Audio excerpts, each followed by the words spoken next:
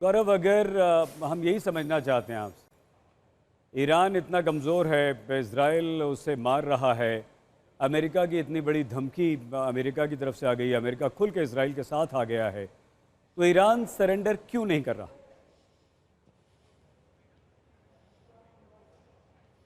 क्योंकि ईरान अभी भी एक शक्तिशाली देश है। ईरान को भी आप इस रूप में देखिए कि बेंजामिन नेतन्याहू ने क्या कहा। उन्होंने कहा 1/3 of their missile power has been taken out. Israel लगातार ये कह रहा है, यानी 1/3 को ही खत्म किया है पिछले 5 दिनों में। 2/3 अभी भी है। अभी भी टेल अवीव में, हाइफा में, जेरूसलम के आसपास इजराइल के कई शहरों में बमबारी करने की क्षमता ईरान के पास है। हालांकि उतनी लंबी दूरी तक मार करने वाली मिसाइलें और हाइपरसोनिक मिसाइलों से नहीं, बैलिस्टिक मिसाइलें कम हो गई हैं। अब ड्रोन्स और कम दूरी तक मार करने वाली मिसाइलों का सहारा लिया जा रहा है, लेकिन क्षमता अभी भी 2/3 उसके पास है, या आधी अभी है। आधी क्षमता से भी वो बड़ा नुकसान पहुंचा सकता है, लेकिन अब वो ये देख रहा है कि अभी अपनी शक्ति बचा ली जाए कुछ समय के लिए, और बातचीत की जाए, और फिर अगर जरूरत पड़े तो शक्ति बढ़ाई जाए। क्योंकि कोई साथी नहीं बचा अब ईरान का, ना हिजबुल्लाह, ना हमास, ना हूथी, ना असद सीरिया में। हर जगह सिस्टमैटिकली लीडरशिप पहले खत्म की गई ठीक है और फिर काडर गौरव, खत्म किए गए। ज्यादातर इस बिल्कुल। तरह से इजराइल ने पिछले 2 वर्षों में इस गौरव ऑपरेशन को लेकिन अंजाम दिया। गौरव, माफ कीजिएगा आपको रोकने के लिए, लेकिन सवाल भी तो यही होता है कि जब इजराइल ने इतने बड़े ऑपरेशन चलाए हमास के खिलाफ, हिजबुल्ला के खिलाफ, हूथियों के खिलाफ, यहां तक कि अमेरिका को भी उसमें आना पड़ा, लेकिन फिर भी उसका खात्मा नहीं कर पाए। वो अपने आप को दोबारा से रिवाइव कर लिया उन्होंने। तो क्या आपको ऐसा लग रहा है कि ईरान के खिलाफ अगर ऑपरेशन हो भी गए तो ईरान में IRGC हो या दूसरे आप कह सकते हैं जो एक्सट्रीमिस्ट ग्रुप्स हैं, वो दोबारा अपने आप को रिवाइव कर लेंगे, फिर दोबारा से इजराइल के लिए वही परिस्थिति पैदा कर देंगे?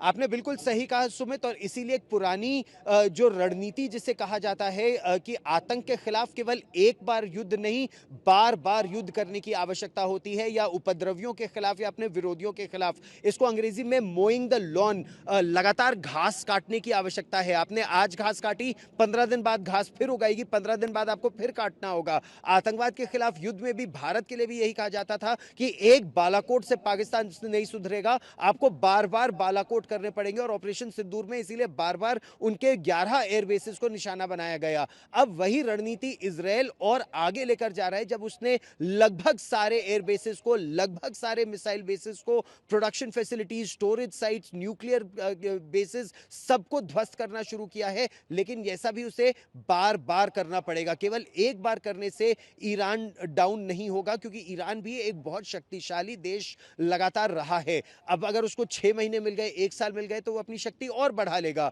इसीलिए इजराइल की कोशिश यही है, और बेंजामिन नेतन्याहू यही कह रहे हैं कि उनको जो उनके देश से रिस्पॉन्सिबिलिटी मिली है वो ये है कि एक तो परमाणु खतरा हमेशा के लिए खत्म हो जाए, उनका न्यूक्लियर प्रोग्राम हमेशा के लिए खत्म हो जाए, और जो मिसाइल कैपेबिलिटीज है, बैलिस्टिक मिसाइल कैपेबिलिटीज, वो ईरान से इजराइल को खतरा ना बने, ये उनकी कोशिश है। और इसीलिए जो मोसाद के ऑपरेशंस, और सुमित आप इन्हें भली भांति कवर भी कर चुके हैं, कि अंदर से जाकर अब ईरान के अंदर से ही ईरान पर वार किया जा रहा है मोसाद द्वारा। तो इसीलिए यह लड़ाई अब बहुत कठिन और निर्णायक दौर में घुस रही है। सईद, गौरव, आप बने रहिए हमारे साथ। गौरव सावंत लगातार कनाडा से हमारे साथ हैं, लेकिन प्रणय उपाध्याय हमारी संवाददाता हमारे साथ जुड़ चुके हैं। प्रणय, इस बात की कितनी संभावना कि ट्रंप की धमकी बिना शर्त ईरान सरेंडर करे? क्या आज की रात अमेरिका की तरफ से कोई हमला ईरान पर हो सकता है? इसकी संभावना कितनी है?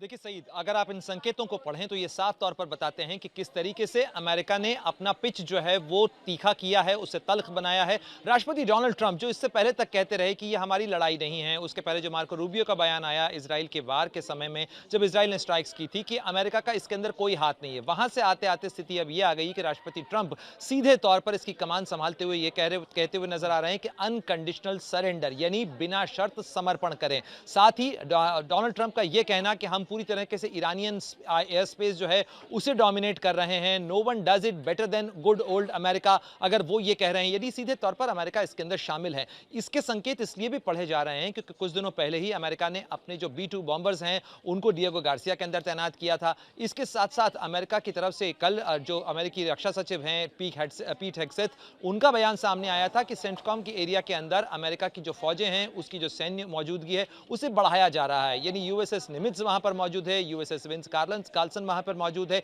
ये जो सैन्य मौजूदगी है ये बताती है कि अमेरिका इस मामले में सीधे तौर पर किसी कार्रवाई के अंदर शामिल हो सकता है। और एक महत्वपूर्ण बात ये कि ये सवाल, जब जो आपने एक सवाल पूछा, ये सवाल जब सीधे तौर पर डोनाल्ड ट्रंप से पूछा गया तो उन्होंने भी इसका जवाब ना तो हाँ में दिया न ना में दिया। प्रणय उपाध्याय, सुमित चौधरी, गौरव सावंत, हमारे तीनों साथी लगातार हमारे साथ बने रहेंगे क्योंकि आज की रात ईरान पर बहुत भारी है। और वो इसलिए क्योंकि अमेरिकी राष्ट्रपति ट्रंप ने कह दिया कि बिना शर्त सरेंडर करें।